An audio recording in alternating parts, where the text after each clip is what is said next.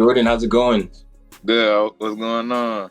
Thank you so much for taking the time out of your day for this, bro. I really do appreciate it, man. No problem. No problem. All right, so ready to get into the questions? Yeah, let's do it.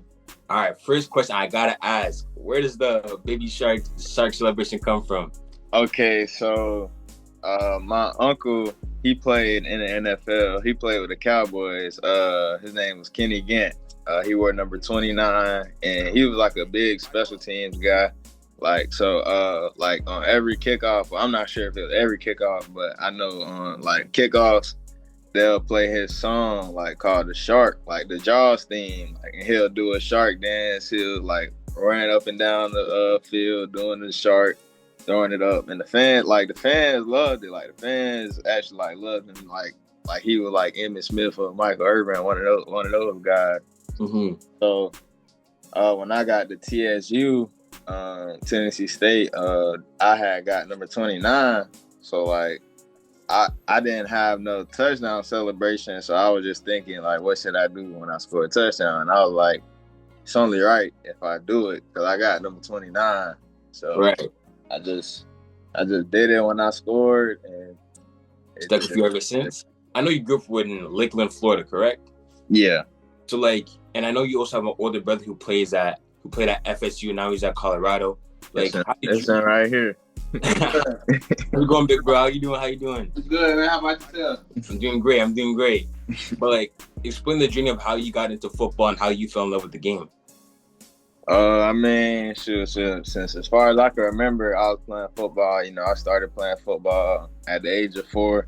And actually, my first time ever touching the ball, I scored a touchdown. So, like, I mean, football has been a part of me since as long as I can remember. Like, my whole family played football. My dad, like you said, my brother, he was highly recruited. So that was like good for me to, you know, be around and look up to see that process or whatever. My uncle, he played in the NFL. Like, all of my older cousins, like, they played football. So, you know, football has been a part of me, like, since. Right. So. Yeah, and I relate to that too, because like the same way I started playing football is I saw my older brother started playing like a year before I did. And when my brother was playing, he was like dumb nice. Like anytime he touched the ball, he was scoring. And then I saw my brother do that, and I was like, "Yo, let me try that too." Right. That's exactly how I fell in love with the sport too, man. I can't lie. And then in Lakeland, like, how would the people around there, either like your high school teammates or your boys back home that you're still close with, how would they describe Jordan Gant off the field? I'm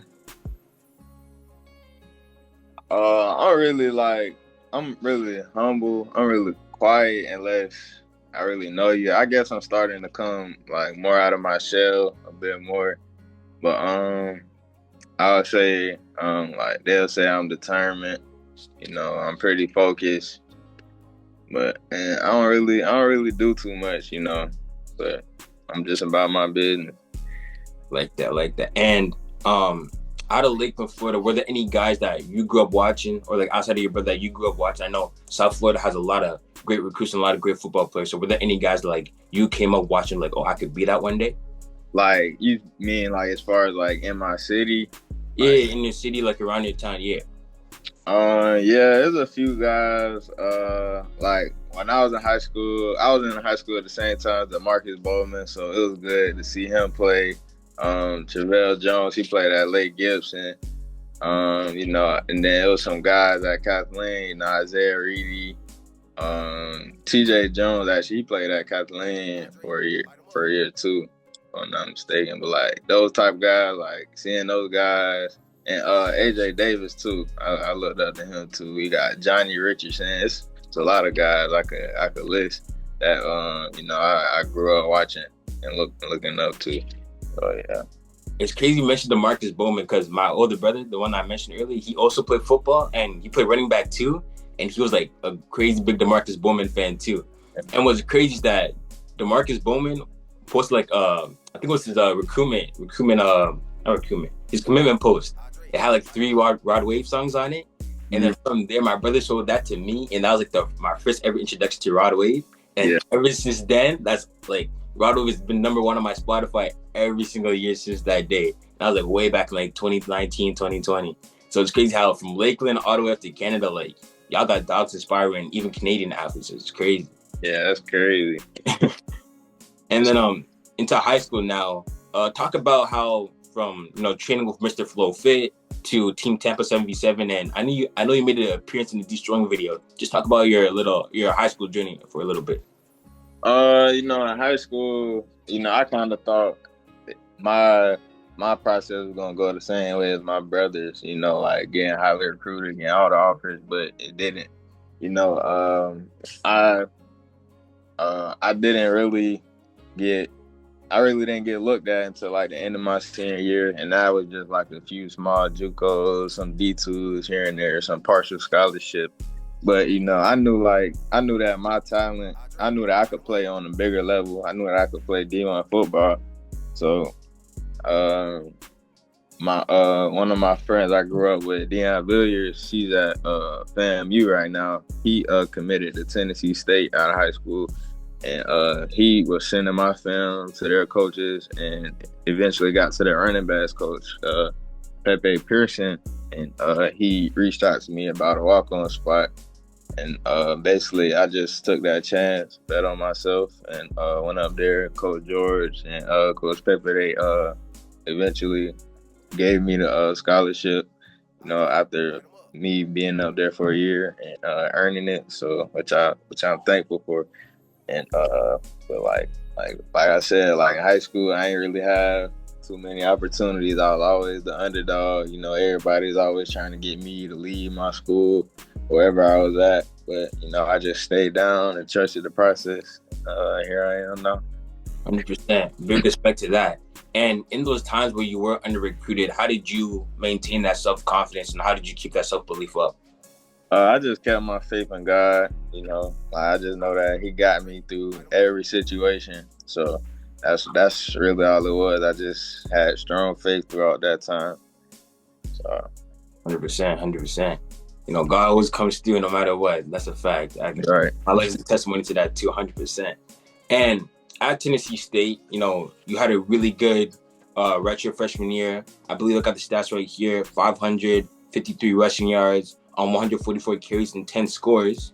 And then it seemed as like a redshirt sophomore, it was a bit of a down year. Can you touch on that a little bit? What happened in that situation?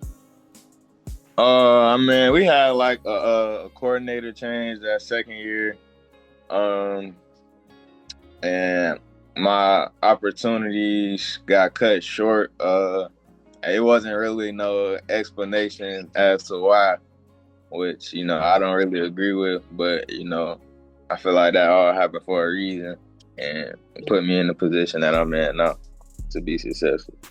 Percent. And then when you decided to hop in the portal, and what made Akron stand out as the best landing spot for you? Honestly, when I hit the portal, I kind of hit the portal late, so I kind of didn't really have that much time to make like a decision. I didn't want to be out of school for like a whole semester, but Akron ended up calling me. Like Coach Richardson called me on New Year's Eve and let me know. Like he told me like he had two guys that just hit the portal, and he wanted it. He asked if I was interested in Akron, and he wanted to get me up that same week. And I went up there that week. I liked it. Shoot, I figured that was the spot for me. So that's what I chose. And it's working out so far too. Yeah, 100%. But I gotta ask though, as a Florida boy, I know Akron gets cold. How's the weather adjustment been for you? You mean like the weather here or the weather in Akron? The weather in Akron. Man, it's definitely taking some getting used to. It's freezing up there. It was like I'm home now for break, but it was like 9 degrees when I left. See, like the thing is, like, well, Fahrenheit and all of that. Like, I'm thinking like 9's like that's probably like -14 where I'm at. Like, but I know 9 degrees Fahrenheit, that's cold. That can get crazy cold up there. So before games, you wearing like double socks, like extra sleeves, you on that type of time, or you just? Nah, I don't really like to wear too much because like I still gotta run and do what I gotta do. So like when we played Kent State, I was really our coldest game, I believe. I just had on like a thermal long sleeve shirt, and I had probably like a shirt up under that, and then I just rolled the sleeves up, and I just had on some tights, but that was it. Yeah. And you got to Akron, first year there. You get all second team MAC, all second team conference. You got 222 touches this year, 1,800 all-purpose yards and 7 touchdowns. And you became Akron's first 1,000-yard rusher since 2008. What does these accomplishments mean to you, and how would you rate your first season with Akron overall? I mean, they mean a lot to me, I guess, because like I said, going into the portal, I took another chance on myself, looking for a better opportunity, which Coach Moorhead blessed me with the opportunity. And, I just trusted God, did what I did with my opportunity. And, he blessed me with these rewards, with these, with the 1,000-yard season, with the all team. I mean, with the second conference all team or whatever. But like I said, I just trusted him and stayed down. 100%. And then, looking at your own personal game, is there any specific part of your game that you want to take a big step forward in next year, or anything like that? I guess it would just be like breakaway speed, that's pretty much it. And then growing up, were there any backs in the NFL that you try to model your game after? Marshawn Lynch and Le'Veon Bell for sure. Le'Veon Bell. I try to I like the way he runs, like he ran with patience. So I try to mimic that. I was even in preparation for this. I was watching your film, and I was like, "Damn, he really a patient runner. He gonna wait behind his blocks, but when he sees that hole, he gonna hit it." And I was like, "That's another thing I noticed. Le'Veon Bell was a big comp that came to my mind right away." And I also noticed with your game, you're really good at making the first guy miss. What can you say about was it maybe the coaching that you had in the high school, or the extra work you put in the offseason that anytime that first guy comes, you never can make that tackle? Man, ever since I started playing tackle football, my dad, he played fullback back in the day. He always told me, never let one man bring you down. So that's the mentality I carried throughout my whole career. Every time, gotta have that. And with your team, moving on to a little bit your team success though. You guys went 4-4 this year in conference play, and then 5-7 overall. What are you most looking forward towards next year when it comes to team success and team accolades? Honestly, I just feel like we could just really improve and build off of this past season. This past season was the best season at Akron in a while. And I just feel like it's only gonna get better from here. 100%. And normally right now we'd move on to the time where we watch your film together, but there's some technical issues with my laptop moving on. So we'll just go right to the rapid fire questions, and then we'll be able to call it a day from here. But going into the rapid fire questions, all right? One word to describe your playing style.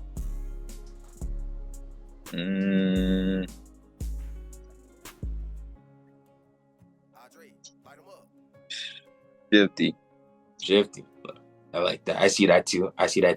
And then on the field, are you trash talking or you're a silent killer? Silent killer. Okay. And then your favorite pregame song or artist? Kodak Black. Anything by Kodak. And then do you have any pregame superstitions? You have to do this pregame. Nah. I just make sure I get my stretch in, and I make sure I get my prayers in. But that's it. 100%.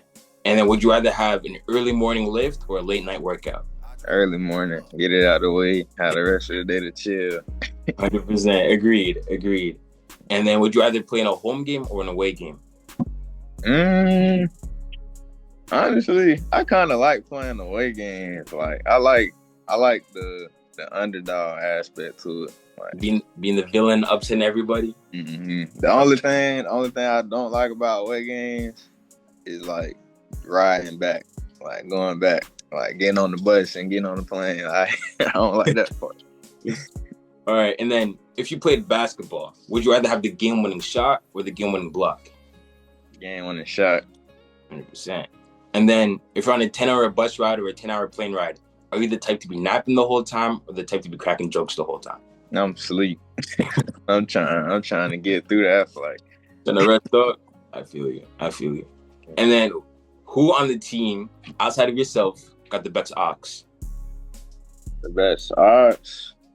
I mean, I don't know. Like, it's a lot of young guys, so they play is Chucky, and I don't be knowing. But I'll probably give it to my man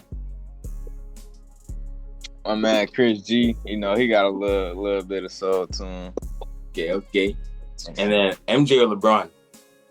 Brian. 100%. We done with the 80s and 90s, man. Done with the 90s. 100%. And then your first big purchase when you go pro? I don't know. I might get my mom my house or something. Got to take care of the dudes, you know? Got to. Mm-hmm. Last question. When it's all said and done, how do you want people to remember Jordan Gant? Just on down to know me as a guy that gave everything I had, put God first, and like I said, just gave it everything he had, every chance that he had. So yeah, perfect. I really appreciate you taking the time for this, Jordan. I wish this was a little bit longer. We can break down some of your film, but hopefully my laptop will be working next time. Then maybe after the 2026 season, we can connect again and watch some film of yours for sure. Thank you for having me on here. Of course, bro. All right, you take care. Have a good day. You too.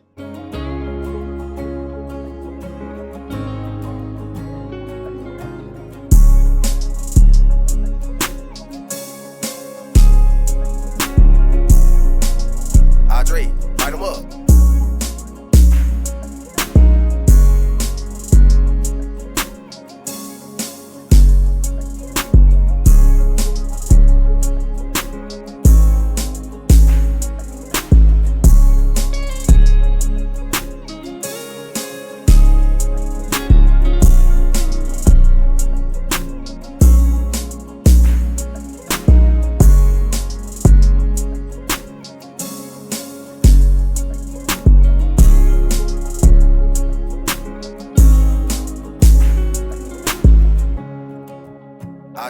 Light 'em up.